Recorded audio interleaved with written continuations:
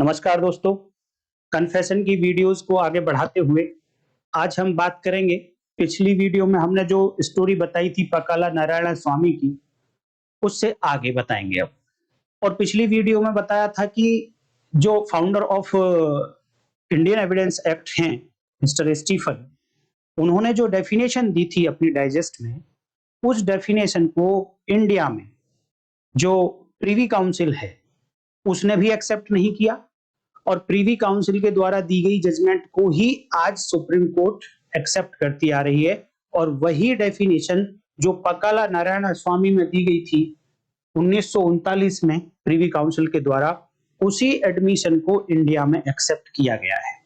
लेकिन इसका एप्लीकेशन किस किस तरीके से डेवलप हुआ, इसका यूज किस किस तरीके से किया गया, इसको धीरे धीरे जैसे जैसे हमारी वीडियोस बढ़ती जाएंगी दोस्तों, तो वो सब आपको समझ में आता चला जाएगा, बशर्ते कि आप सारी वीडियोस कंटिन्यू एक तरफ से देखेंगे और इंपॉर्टेंट फैक्ट्स को नोट भी करते रहेंगे। जब यहाँ पर नोट करने की बारी आएगी तो मैं बोर्ड के सामने से हट भी जाऊंगा, आप स्क्रीनशॉट ले सकते हैं या फिर पॉज करके वीडियो को नोट कर सकते हैं।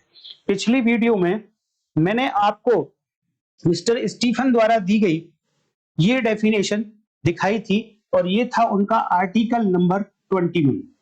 हालांकि ऐसा कुछ पूछने लायक नहीं है एग्जाम में, बट आपको फिर भी पता होना चाहिए दूसरों से आगे ज्यादा सीखने के लिए कि आर्टिकल 21 में ये वाली डेफिनेशन उन्होंने लिखी थी। और यहां पर मोस्टली उन्होंने दो बातें की है, ये वाला पोर्शन इंपॉर्टेंट है। और इस पोर्शन में दो बातें उन्होंने कही थी कि एक, पहली बात तो उन्होंने कहा था कि कन्फेशन और कुछ नहीं है, एक एडमिशन ही है, स्वीकृति ही है। लेकिन उन्होंने एक बात कही कि ये स्वीकृति कभी भी की गई हो, ऑफेंस कमिट होने से पहले की गई, ऑफेंस कमिट होने के बाद की गई। किसने की थी? A person charge with crime, अर्थात आज की डेट में जो एक्यूज है उसने स्वीकृति की थी, चाहे वो उस समय जिस समय स्वीकृति की थी उस समय एक्यूज था या नहीं था। बट आज की डेट में एक्यूज है, बट उसने कोई भी स्वीकृति एडमिशन किया था, कभी भी किया। लेकिन ऐसे एडमिशन से निकलता क्या है?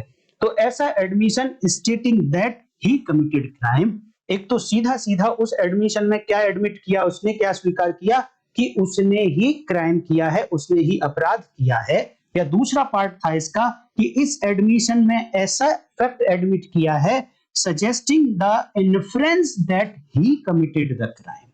जैसा कि पकाला नारायण स्वामी वाले केस में आपको एग्जांपल के थ्रू मैंने बताया था कि उसने क्या क्या फैक्ट एडमिट किए थे जो सीधे सीधे क्राइम को एडमिट करना नहीं था, बट फिर भी पुलिस ने और लोअर कोर्ट ने उसको कन्फेशन माना और कन्फेशन को सब्सटेंशियल एविडेंस मानते हुए, ठोस सबूत मानते हुए उसको सजा दी थी।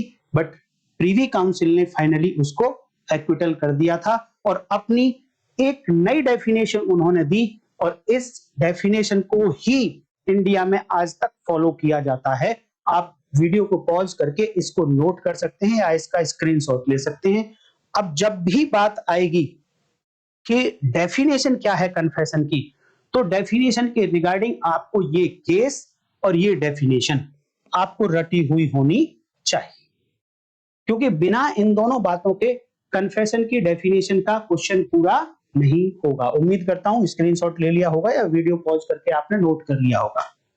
दोस्तों, ये इंफॉर्मेशन आज आपको दे दूं मैं कि यहां इस चैनल पर जो वीडियोस आपको मिलेंगी, आप पहले 24 घंटे तो सभी लोग देख सकते हैं, बट 24 घंटे के बाद केवल और केवल वही लोग देख पाएंगे जो इस चैनल के मेंबर होंगे। और मेंबर बनने के लिए यहां देखिए नीचे जहां चैनल का लोगो चमक रहा है उसके नीचे ज्वाइन बटन चमक रहा होगा, इस ज्वाइन बटन को क्लिक करके आप चैनल के मेंबर बन सकते हैं और हमेशा आप किसी भी वीडियो को एक्सेस कर सकते हैं। अदरवाइज पहले ही 24 घंटे में आप वीडियो देख लीजिए। तो क्या डेफिनेशन दी और क्या चेंज आया पकाला नारायण स्वामी के बाद? तो ये देखिए, इन्होंने कहा अ confession must either admit in term the offence. तो ये तो वही पार्ट है लगभग जो स्टीफन ने अपने पहले पार्ट में कहा था कि एक एडमिशन है। देखिए, कन्फेशन एक एडमिशन है, इस पर कोई डिस्प्यूट नहीं है। ना तो स्टीफन की डेफिनेशन में है और ना ही प्रीवी काउंसिल की डेफिनेशन में है और ना ही आज तक जितनी भी माननीय सुप्रीम कोर्ट ने जजमेंट दी उनमें से किसी भी जजमेंट में इस बात पर कोई डिस्प्यूट नहीं है कि कन्फेशन इज एन अनएडमिशन। जो संस्वीकृति है वो एक स्वीकृति ही है, इस पर कोई कंफ्यूजन नहीं है। अब जो स्टीफन साहब का पहला पार्ट था कि उस स्वीकृति में क्या एडमिट किया था, सीधा सीधा ये बोला था कि मैंने क्राइम किया है। तो यहां पर भी पहला पार्ट तो वही है, confession must either admit in term the offence, Hindi में ही बताऊंगा दोस्तों। और आगे लिखा है दूसरा पार्ट, जो स्टीफन साहब का दूसरा पार्ट था उसको चेंज कर दिया उन्होंने। दूसरे पार्ट में स्टीफन साहब ये कहते हैं कि कोई भी फैक्ट जो एडमिट किए, जो एडमिशन की फॉर्म में आते हैं, अगर वो ऐसा अनुमान देते हैं, ऐसा आभास कराते हैं कि इसी व्यक्ति ने वो क्राइम किया है जिसका चार्ज इसके ऊपर लगाया गया है, तो वो कन्फेशन की कैटेगरी में, संस्वीकृति की कैटेगरी में आ जाएगा। लेकिन ऐसा तो बहुत कुछ होता है जो कहीं ना कहीं इंडिकेट करता है कि हाँ ये शायद इस क्राइम इसने किया होगा, लेकिन फिर भी उसको इंडिया में कन्फेशन नहीं माना जाता। और सेकंड पार्ट को चेंज करते हुए प्रीवी काउंसिल ने क्या लिखा, दूसरा पार्ट, और at any rate substantially all the facts which constitute the offense। at any rate मतलब कम से कम, substantially मतलब वो महत्वपूर्ण तथ्य, all the facts वो महत्वपूर्ण तथ्य जो एक अपराध को गठन करते हैं, अपराध का गठन करते हैं, ऐसे तथ्यों का अगर एडमिशन किया है तो वो कन्फेशन की कैटेगरी में आ जाएगा। एट एनी रेट का मतलब है यहां पर कम से कम, सब्सटेंशियली का मतलब जो महत्वपूर्ण रूप से किसी अपराध को गठन करने के लिए, जैसे कि सब्सटेंटिव लॉ में कुछ इंग्रेडिएंट होते हैं, उन इंग्रेडिएंट्स को अगर एडमिट कर लिया किसी व्यक्ति ने, सीधे सीधे ये ना कहे कि मैंने मर्डर किया है, मैंने चोरी की है या मैंने कुछ और रॉबरी की है, सीधे ये ना बोल के उसने उस रॉबरी के, उस ऑफेंस के इंग्रेडिएंट्स को एडमिट कर लिया, तो भी कहा जाएगा कि उसने कन्फेशन कर लिया है। और ऐसी डेफिनेशन पकाला नारायण स्वामी में दी गई थी और यही डेफिनेशन आज तक फॉलो की जा रही है। हिंदी में अगर बात करें तो संस्वीकृति में या तो स्पष्ट रूप से अपराध को स्वीकार किया जाना चाहिए या कम से कम उन सभी महत्वपूर्ण तथ्यों को स्वीकार किया जाना चाहिए जो उस अपराध का गठन करते हैं। तो हिंदी वाले स्टूडेंट इसका स्क्रीनशॉट लेकर इसको नोट कर सकते हैं। अर्थात मैं उम्मीद करता हूं कि पकाला नारायण स्वामी में क्या डेफिनेशन प्रीवी काउंसिल ने दी थी वो आपको समझ आ गई होगी। और पकाला नारायण स्वामी में लास्ट का एक सेंटेंस सुनिए जो पकाला नारायण स्वामी ने अपने कन्फेशन में दिया था, वो था मृतक 22 मार्च की शाम को पैसेंजर ट्रेन से चला गया था। पकाला नारायण स्वामी के ऊपर आरोप है, उसकी पत्नी और उसके ऊपर आरोप है कि उसने इस जो दीवान साहब थे पिथापुर के, उनका जो पियोन था उससे कुछ पैसे लिए हुए थे पकाला नारायण स्वामी की वाइफ ने, उन पैसों को लेने के लिए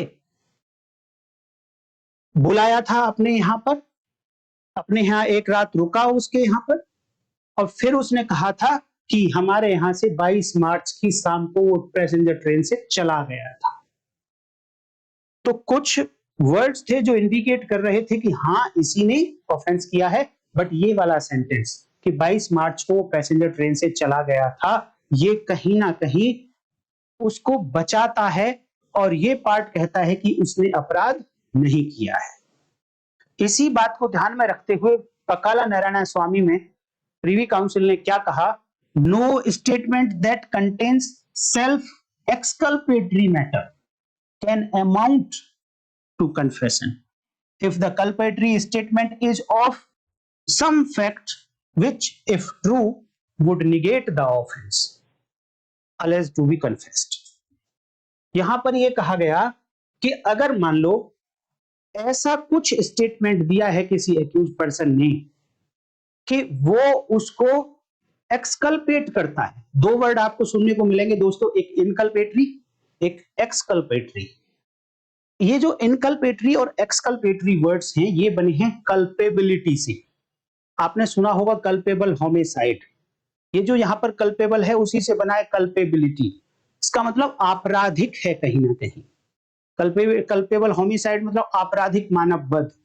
तो इनकल्पेटरी का मतलब है कि कहीं ना कहीं उस व्यक्ति ने ऐसा कुछ एडमिशन किया है जो ये कहता है कि हाँ मैंने अपराध किया है। और एक्सकल्पेटरी का मतलब है कि उसने कुछ ऐसा बोला है, ऐसा स्टेटमेंट दिया है जो उसको उस अपराध से दूर ले जाता है और कहता है कि वो अपराध उसने नहीं किया है। जैसे ही उसने बोला कि 22 मार्च को वो डिसीज्ड पैसेंजर ट्रेन से जा चुका था, इट मींस अब ये उसके मर्डर से दूर जा रहा है। ये सेंटेंस कहीं ना कहीं उसको दूर ले जा रहा है, तो ये एक्सकल्पेटरी हो गया। और दो वर्ड आपको सुनने को मिलेंगे, इनकल्पेटरी एंड एक्सकल्पेटरी। तो यहां पर कहा कि अगर कोई स्टेटमेंट ऐसा है जो एक्सकल्पेटरी है, उसको अपराध से बचाता है, दूर लेकर जाता है, और वो एक्सकल्पेटरी ऐसा है कि मान लो कि वो सत्य हो जाए, तो फिर तो उस व्यक्ति के अगेंस्ट ऑफेंस हुआ ही, उसने उस व्यक्ति ने ऑफेंस किया ही नहीं। ऑफेंस को कहीं ना कहीं निगेट कर देता है, जो भी उसने कन्फेशन किया उससे बाहर ले जाता है। तो इस बात को आप ध्यान में रखेंगे तो आपको कन्फेशन के बारे में सब कुछ समझ आ जाए। इसी डेफिनेशन को फॉलो करते हुए माननीय सुप्रीम कोर्ट ने आज तक जितने भी डिसीजन आए हैं, इस डेफिनेशन से कोई भी डाइवर्जन नहीं है। माननीय सुप्रीम कोर्ट का कोई भी डाइवर्जन आज तक नहीं है डेफिनेशन के मामले में। इसलिए डेफिनेशन के लिए तो आप हमेशा ही यही बातें लिखेंगे। अब इसमें किस किस तरीके की आगे डेवलपमेंट होती चली गई, वो डेवलपमेंट के बारे में मैं आपको कुछ और स्टोरीज भी सुनाता हूं। देखिए, एक सज्जन है जसपाल सिंह।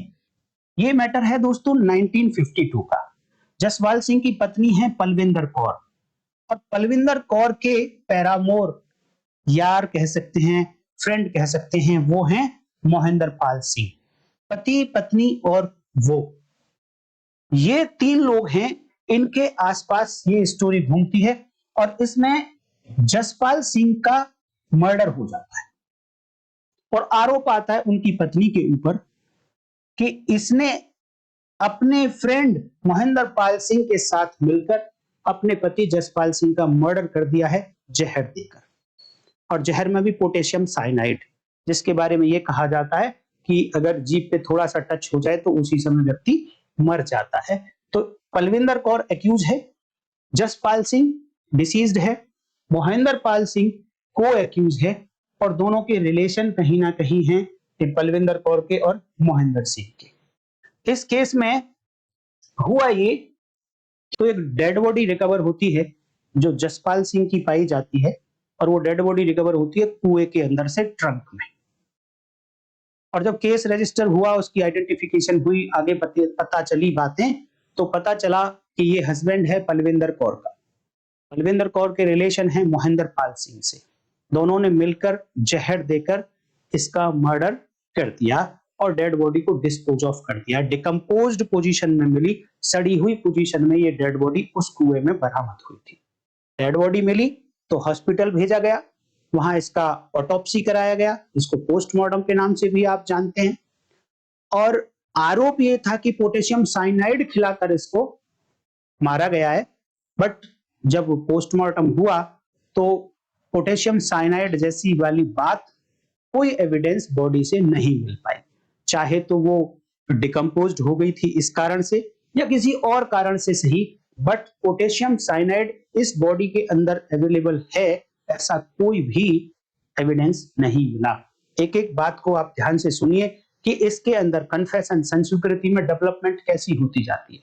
जब भी आप कन्फेशन लिखेंगे तो पहली डेफिनेशन बताएंगे मिस्टर स्टीफन की, आर्टिकल 21 उनकी डाइजेस्ट का, लॉ ऑफ एविडेंस। दूसरी बात बताएंगे पकाला नारायण स्वामी कि उसमें प्रीवी काउंसिल ने किस तरीके से डेफिनेशन दी और स्टीफन के कौन से पार्ट को नहीं माना। तीसरा केस की किस तरीके से डेवलपमेंट हो रही है तो बताएंगे आप Palwinder Kaur. Palwinder Kaur versus state of Punjab है, 1952 का केस है दोस्तों। और इस केस में डेफिनेशन तो पकाला नारायण स्वामी वाली ही मानी गई, बट डेवलपमेंट और क्या हुए वो मैं आपको बताना चाह रहा हूं। इस मैटर में जब पलविंदर कौर को पकड़ा गया, देखिए महेंद्र पाल सिंह तो भाग गया, वो एब्सकॉन्ड कर गया, उसके खिलाफ ट्रायल नहीं चल पाया। ट्रायल चला पलविंदर कौर के अगेंस्ट। पलविंदर कौर के मामले में कोई और एविडेंस नहीं थी। और आप देखिए कि पोटेशियम साइनाइड का कहा जा रहा है कि पोटेशियम साइनाइड देकर, जहर देकर इसको मारा गया, लेकिन उसको भी पोस्टमार्टम में कोई एविडेंस इसके रिगार्डिंग नहीं आई है। अर्थात इस मैटर में केवल और केवल एक ही एविडेंस थी, और वो थी पलविंदर सिंह का कन्फेशन, सॉरी वो था पलविंदर कौर का कन्फेशन। पलविंदर कौर ने क्या कन्फेशन किया वो आपको मैं एक बार दिखाना चाहूंगा कि, और शब्दों पर थोड़ा आप ध्यान देंगे कि किस तरीके से कन्फेशन किया गया है। देखिए पलविंदर कौर ने यह कहा कि उसके पति का एक दिन पेट अपसेट हो गया था, पेट खराब हो गया, तो उसके पति ने उससे दवा मांगी।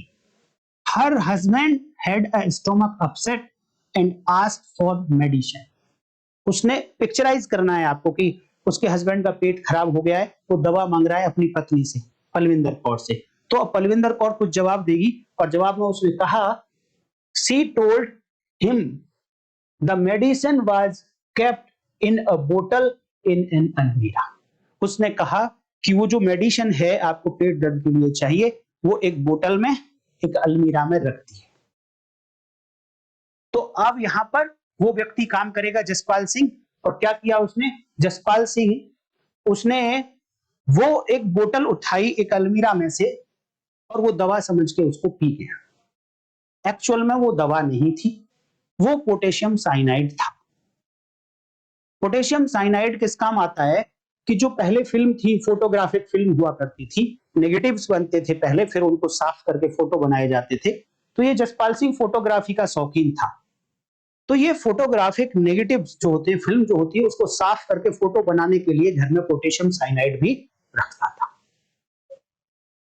तो गलती से उसी अलमीरा में पोटेशियम साइनाइड रखा था, जिस अलमीरा को खोल के उसने दवा समझ के पी लिया। जैसे ही पोटेशियम साइनाइड उसने पिया तो वो तुरंत मर गया। अब जैसे ही वो मरा तो पलविंदर कौर घबरा गई। अब पलविंदर कौर जैसे ही घबराई तो उसने क्या किया कि इसकी डेड बॉडी को, अपने हस्बैंड की डेड बॉडी को एक ट्रंक में डाल दिया, और कुछ दिन के पश्चात अपने वो पैरामोर मोहिंदर पाल सिंह की हेल्प से इसको उस कुएं में डाल दिया। ऐसा कन्फेशन किया पलविंदर कौर ने। और पलविंदर कौर की स्टोरी को आप अगर ध्यान से देखेंगे तो उसने एक तरीके से एक्सीडेंटल डेथ को एक्सेप्ट किया है, मर्डर को एक्सेप्ट नहीं किया। एक्सीडेंटल कैसे? उसने कहा कि जिस अलमीरा में दवा रखी थी उसी अलमीरा में पोटेशियम साइनाइड भी रखा था, और गलती से उसके हस्बैंड ने पोटेशियम साइनाइड वाली बोतल उठाई और पी गया। तो यहां पर क्या एडमिट किया उसने कि पोटेशियम, वो जो दवा है वो अलमीरा में रखी जहां पर पोटेशियम साइनाइड भी रखा था। एडमिशन हो रहा है इसका। और साथ में ये भी एडमिट किया कि गलती से उसने पी लिया है, अर्थात वो एडमिट कर रही है कि पोटेशियम साइनाइड ही पिया है, और उसी के तुरंत बाद वो मर गया है। इन सब बातों को अगर देखा जाए और स्टीफन साहब की डेफिनेशन से माने तो ये सभी ऐसे फैक्ट हैं जो कहीं ना कहीं ऐसा इन्फ्रेंस ड्रॉ कराते हैं कि इसी ने क्राइम कमिट किया है। लेकिन पकाला नारायण स्वामी की डेफिनेशन को यहां पर फॉलो किया गया। यहां पर माननीय सुप्रीम कोर्ट ने यह कहा कि यहां पर एक्चुअली ये जो पलविंदर कौर है, इन्होंने मर्डर को एडमिट नहीं किया। देखिए डायरेक्टली तो किया ही नहीं कि उसने मर्डर किया है, बट जो भी फैक्ट एडमिट किए हैं अगर सबको मिलाकर देखा जाए तो ये क्या कॉन्स्टिट्यूट कर रहे हैं। तो दूसरा पार्ट है डेफिनेशन का कि सब्सटेंशियली ऐसे सभी फैक्ट एडमिट करती हों जो ऑफेंस कॉन्स्टिट्यूट करते हों। तो यहां पर इन सबको अगर मिला के देखा जाए तो क्या कॉन्स्टिट्यूट करता है कि जो डेथ हुई है वो एक्सीडेंटली हुई है, दुर्घटना बस मृत्यु हो गई है, ये मर्डर की कैटेगरी में नहीं आ सकता। तो अल्टीमेटली ये मर्डर के केस का कन्फेशन नहीं है। तो इस केस में माननीय सुप्रीम कोर्ट ने पलविंदर कौर को बरी कर दिया, और उन्होंने क्या डिसीजन लिया देखिए। where there is no other evidence to contradict the exculpatory part, the court cannot accept inculpatory part of statement of accused. Confession में दो पार्ट हैं, इनकल्पेटरी एंड एक्सकल्पेटरी। और माने सुप्रीम कोर्ट ने पलविंदर कौर में क्या डिसीजन दिया, ये आप इंपॉर्टेंटली बहुत ध्यान से सुन लो और नोट भी कर लेना, क्योंकि जब आप एग्जाम में लिखोगे तो आप क्रक्स तो बताएंगे ही बताएंगे कि उन्होंने क्या डिसीजन लिया। तो यहां माननीय सुप्रीम कोर्ट ने कहा कि जब दो पार्ट हो कन्फेशन में, एक इनकल्पेटरी हो एक एक्सकल्पेटरी हो, तो माननीय सुप्रीम कोर्ट ने कहा कि एक्सकल्पेटरी पार्ट को कंट्राडिक्ट करने के लिए अगर रिकॉर्ड पर कुछ मैटर नहीं है तो ऐसे मामले में कोर्ट इनकल्पेटरी पार्ट को एक्सेप्ट नहीं करेंगे। यह डिसीजन था। अर्थात समझाने के लिए अगर साधारण भाषा में मैं आपको बताऊं तो जो दो पार्ट हैं इनकल्पेटरी एंड एक्सकल्पेटरी, वहां पर कहा कि अगर एक्सकल्पेटरी पार्ट अवेलेबल है कन्फेशन में और उसको कंट्राडिक्ट करने के लिए, उसका खंडन करने के लिए कुछ और बातें अवेलेबल नहीं है रिकॉर्ड पर, तो फिर कोर्ट जो बचा हुआ पार्ट है इनकल्पेटरी उसको एडमिट नहीं करेंगे, उसको एक्सेप्ट नहीं करेंगे और केवल इतने मात्र पर सजा नहीं दी जा सकती। इस बात को थोड़ा ध्यान रखिएगा, क्योंकि जो अगला केस है उसके साथ में ये कहीं ना कहीं कंफ्यूज करेगा।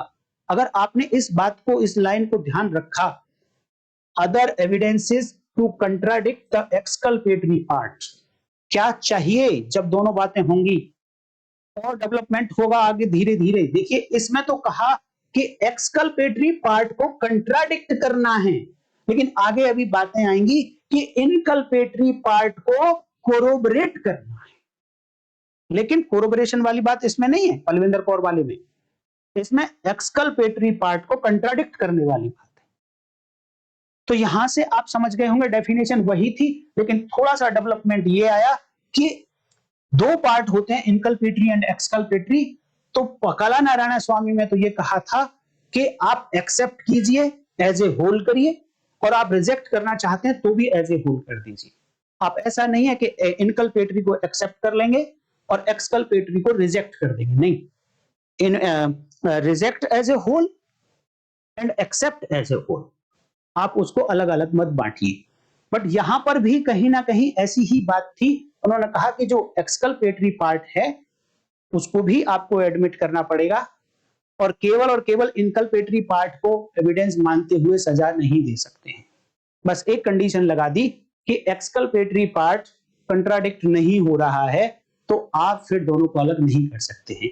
नेक्स्ट केस देखिए, Nishikant Jha versus Bihar, state of Bihar, 1966 का केस है। और इसमें क्या हुआ था, केस की स्टोरी बताता हूं दोस्तों के।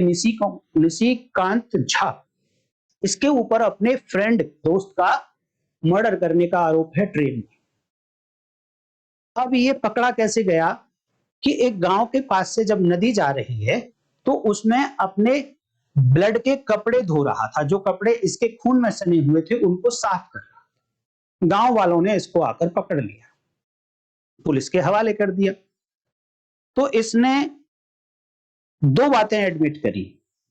पहली बात तो इसने ये एडमिट किया कि हां मेरे कपड़ों पे ब्लड लगा हुआ था, और दूसरी बात ये एडमिट करी कि हां मैं इन ब्लड के कपड़ों को नदी में वॉश कर रहा था, धो रहा था। जब उनसे पूछा गया कि भाई ये बताइए ब्लड कैसे आया, तो इसके लिए वहां दो बातें उन्होंने कही, दो एक्सप्लेनेशन दिए। तो उन्होंने कहा कि दो व्यक्ति ट्रेन पर लड़ाई कर रहे थे और उसके कारण उनका कुछ ब्लड मेरे कपड़ों पर आकर गिर गया। ट्रेन में दो व्यक्ति लड़ाई कर रहे थे, उनका झगड़ा हुआ, वहां उनको चोट लगी, उनका ब्लड मेरे कपड़ों पर आकर गिर गया, तो उस ब्लड को मैं धो रहा था। यहीं पर दूसरा एक्सप्लेनेशन उनका ये आया, निशिकांत झा का दूसरा एक्सप्लेनेशन ये आया कि एक शेफर्ड बॉय है, शेफर्ड बॉय बोलते हैं जो पशुओं को चराता रहता है जंगल में, खेतों में। तो वो शेफर्ड बॉय ने मुझे इंजर्ड कर दिया था। कब? जब वो उसकी जो उसको लूटने आया, जब उसको लूट रहा था वो शेफर्ड बॉय, तब वो इंजर्ड हो गया था, तब उसके ऊपर ब्लड लगे थे। और फिर उस ब्लड को ये अपना नदी में वॉश करता है। अब यहां पर भी दो बातें हैं, कुछ पार्ट इनकल्पेटरी है जो ये कहता है कि हाँ बॉडी पर ब्लड लगा हुआ है, ये कहीं ना कहीं सेक्शन 5 भारतीय साक्ष्य अधिनियम आप देखेंगे वहां इफेक्ट, कॉज एंड इफेक्ट वाला रिलेशन है, वो रेलेवेंट फैक्ट है और वो कहीं ना कहीं बताता है कि यस आप कहीं ना कहीं इनक्रिमिनेटिंग एविडेंस है ये निशिकांत झा के अगेंस्ट। लेकिन साथ में ये कहना कि ये किसी और का ब्लड है, दो लोग लड़ रहे थे, उनका ब्लड आ गया है, तो ये कहीं ना कहीं एक्सकल्पेटरी पार्ट है। दूसरी तरफ दूसरा एक्सप्लेनेशन उसने दिया कि जब उसे रॉब करने की कोशिश की गई तो उसके ब्लड निकल गया है। पर इसका ध्यान देना कि यहां पर निशिकांत झा को कन्विक्शन अपहेल्ड की, और क्योंकि क्या कहते हुए किया, इन्होंने ये कहा कि जो कन्फेशन है इसमें जो दो पार्ट हैं इनकल्पेटरी और एक्सकल्पेटरी, पीछे तो ये कहा गया था कि आप पूरे के पूरे को एक्सेप्ट करेंगे या पूरे के पूरे को रिजेक्ट करेंगे, आप इनकल्पेटरी को एक्सेप्ट करके एक्सकल्पेटरी को रिजेक्ट नहीं कर सकते। लेकिन इसमें कहा कि जो इनकल्पेटरी पार्ट है आप उसको एक्सेप्ट कर सकते हैं और जो एक्सकल्पेटरी पार्ट है उसको आप रिजेक्ट कर सकते हैं। तो ये कहीं ना कहीं आपको देखने में लग रहा होगा पलविंदर कौर के अगेंस्ट है, लेकिन पलविंदर कौर की वो वाली लाइन अगर आप याद रखेंगे कि जो एक्सकल्पेटरी पार्ट था उसको कंट्राडिक्ट करने के लिए कोई एविडेंस रिकॉर्ड पर नहीं थी वहां पर, लेकिन यहां पर कुछ मैटर अवेलेबल हैं जो एक्सकल्पेटरी पार्ट को कंट्राडिक्ट कर सकती हैं, और वो हैं खुद के उसके अपने दोनों एक्सप्लेनेशन। एक्यूज से देखिए, जब मैंने प्रूव्ड की डेफिनेशन आप लोगों को पढ़ाई थी तो वहां पर एक एक्सप्रेशन था after considering the matter before it. It का मतलब court considers the existence of a fact, किसी तथ्य का अस्तित्व है ऐसा जिस समय कोर्ट मान लेती है तो कहा जाता है कि वो तथ्य साबित हो गया है, वो फैक्ट प्रूव हो गया। लेकिन कब मानती है ऐसा? After considering the matter before it. वहां पर after considering the evidence before it नहीं लिखा गया, मैटर बिफोर इट। एविडेंस अगर लिख दिया गया होता तो लिमिटेड हो जाते ओरल एविडेंस या डॉक्यूमेंट्री एविडेंस, बट लिखा उन्होंने मैटर बिफोर इट। तो मैटर में एक्यूज का एक्सप्लेनेशन भी आता है, यहां पर वही एक्सप्लेनेशन है निशिकांत झा के। एक्यूज ने जो एक्सप्लेनेशन दिए इनको कंसीडर करने के बाद, अगर वहां मैटर लिख दिया गया होता प्रूव्ड की डेफिनेशन में, सॉरी एविडेंस लिख दिया होता मैटर की जगह पर, तो फिर इनको कंसीडर करने के बाद डिसीजन नहीं दिया जा सकता था। इन एक्सप्लेनेशंस को कंसीडर करने के बाद देखा कोर्ट ने कि इसके जो एक्सप्लेनेशन है यही दोनों अपने आप में कंट्राडिक्टरी हैं। तो एक्सकल्पेटरी जो पार्ट है जो इसको बचाना चाहता है उस ऑफेंस से, वो कहीं ना कहीं कंट्राडिक्ट हो रहा है किसी मैटर से, और जिस समय एक्सकल्पेटरी पार्ट कंट्राडिक्टरी हो जाएगा तो कोर्ट उसको एक्सेप्ट कर सकती है एक्सकल्पेटरी को, इनकल्पेटरी को, जो बचा हुआ पार्ट है इनकल्पेटरी को एक्सेप्ट करके उसको पनिशमेंट दे सकती है। इसी रूल को फॉलो करते हुए निशिकांत झा में इन्होंने पनिशमेंट अपहेल्ड की, कंटिन्यू रखा उसकी कन्विक्शन को।